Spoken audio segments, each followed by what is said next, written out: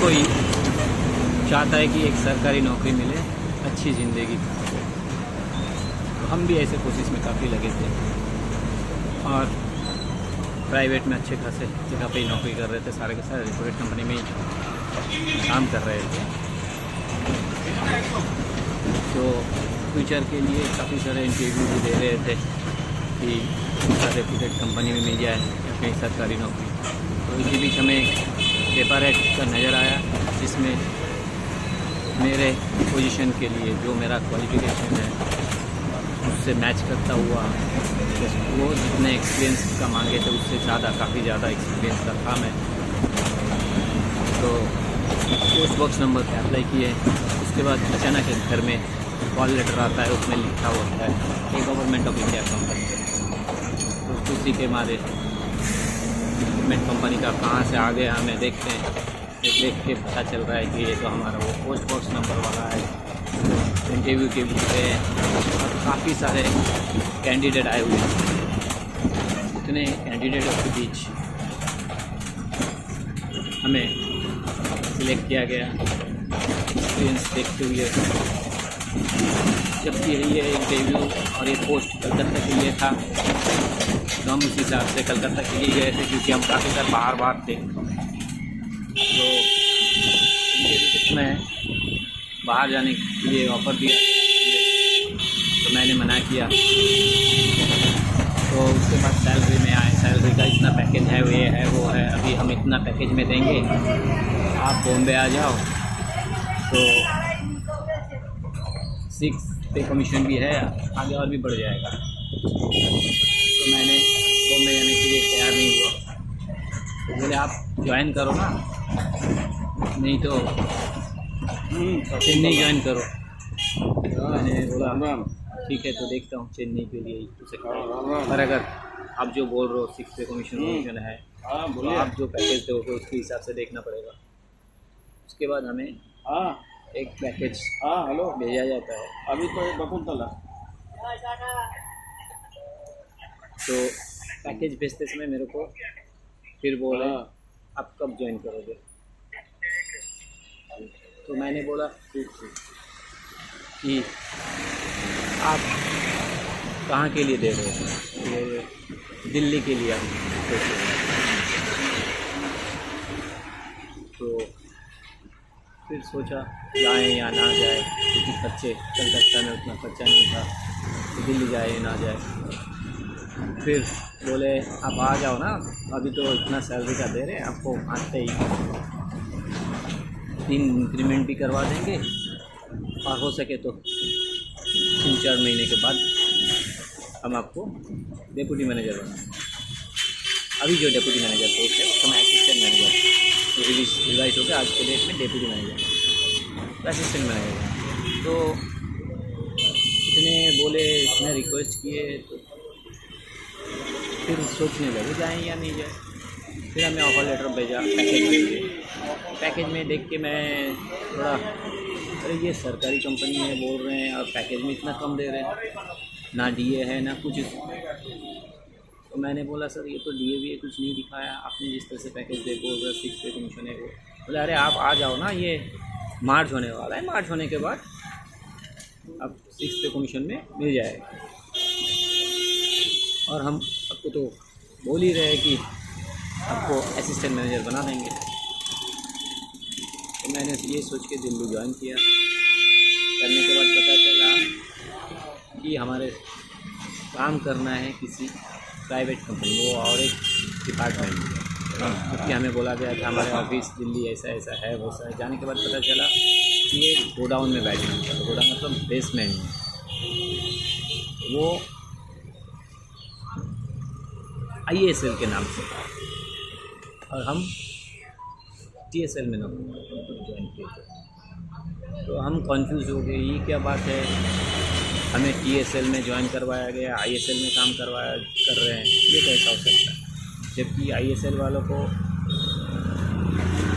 Telephone bill 2 महीना का bonus हर जगह पे उनके पॉकेट में 20-25 हज़ार रहता था टूर के लिए। और हम कहीं पर भी दूर जाते थे तो हमारा पैसा से वो क्लेम करने पे मिलते देरी। तो ऐसा कैसा चलेगा? क्योंकि हमारा जॉब ही ऐसा था कि हमें टूर पे रहना है, तो काफ़ी इसके लिए दिक्कत होता था। फिर भी मिल जाता था बाद में। तो पता चला हम दोनों के बीच में फंसे हैं। तो नौकरी का छोड़ने का भी काफ़ी बार प्लान करते थे। 6 पे कमीशन होगा, 6 पे कमीशन होगा बोल रहे थे। तो ये भी एक सोच में थे कि नहीं 6 पे कमीशन हो जाएगा तो अच्छा सैलरी हो जाएगा।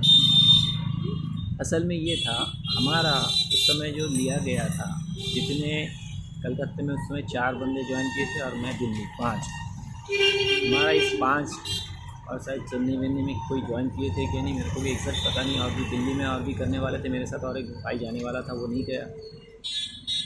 तो एक्चुअली हम लोगों का, कुछ लोगों का, टेक्निकल वालों का सर्टिफिकेट दिखा के हमें दिल्ली में आर्किटेक्ट दिखा के मार्च प्रोसेस में मार्च किया गया सरकार के साथ, प्राइवेट को, और उसको सरकार के साथ मार्च किया गया। और मार्च करने के बाद इनका असलियत सामने में आना शुरू हुआ। अंकल जी भी हैं कि जो ISL वाले थे वो टीम, हाँ, उसमें ना कोई 2-4 बंदे सिर्फ टेक्निकल वाले थे, बाकी सारे के सारे इधर उधर से लिया हुआ था, कोई भी टेक्निकल पर्सन नहीं थे। तो एक कंपनी को ग्रो करने के लिए मिनिस्ट्री का जो भी काम किया जाता था वो प्रॉपर से नहीं होता था। काफ़ी बार साइट में गया तो काफ़ी सारे क्लाइंट्स ने काफ़ी बातें सुनाए, ये कैसा कर रहे हैं, ऐसे कर रहे हैं, वैसा कर रहे हैं, जबकि 100% लोग पेमेंट दे देते थे। मैंने ये नौकरी छोड़ने का प्लान बना लिया। तो उसी बीच मेरे शादी की बातचीत चल रहा था, तो मेरे को बोला गया चलो आप कलकत्ता का कुछ बंदे लोग अभी रिज़ाइन दे दिए हैं तो आपको हम कलकत्ता भेज देंगे, आप नौकरी मत छोड़ो। तो हमने वही सोचे कि चलो फिर होम टाउन में अगर जा सके होम टाउन भी जाए, रिज़ाइन भेजने से अच्छा। ऊपर से एक सरकारी नौकरी का छोड़ने का भी एक मन नहीं चाहता कि क्या पता 6 पे कमीशन साइड मिल जाएगा। तो उसी बीच धीरे धीरे कलकत्ता से जितने लोग छोड़ रहे थे उनका फ़ोन आना जाना शुरू हो गया मेरे पास। तो उसी से धीरे धीरे मेरे को पता लगने लगा कि किसी कॉन्ट्रैक्टर का आदमी को कलकत्ता में बिठा के रखा है जो कि कॉन्ट्रैक्चुअल में है, और जो 4 के 4 परमानेंट है उनको काफ़ी तरीके से मुश्किल फेस करना पड़ रहा था। उन्होंने शायद उसी समय एक लेटर लिख के बताया डिपार्टमेंट उनके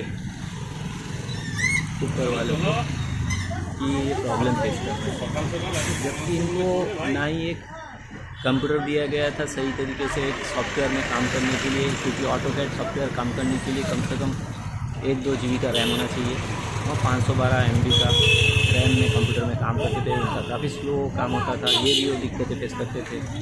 जबकि एक लैपटॉप दिया गया था कॉन्ट्रैक्चुअल वालों के पास, वो ना कभी किसी को वो लैपटॉप देते थे और ना ही किसी को कोई सही प्रॉपर गाइड करते थे, हमेशा उनको मिस गाइड करते थे, क्योंकि वो कॉन्ट्रैक्चुअल में था। असल में वो कॉन्ट्रैक्चुअल में वेंडर के तरफ से रखा गया था और इनको लिया गया था इसलिए कि कम से कम मार्च करवा सके कि कलकत्ता में इतने आए, दिल्ली में इतना है, वहाँ पे इतना है। ये मार्च करवाने का इरादा से ये लिया गया,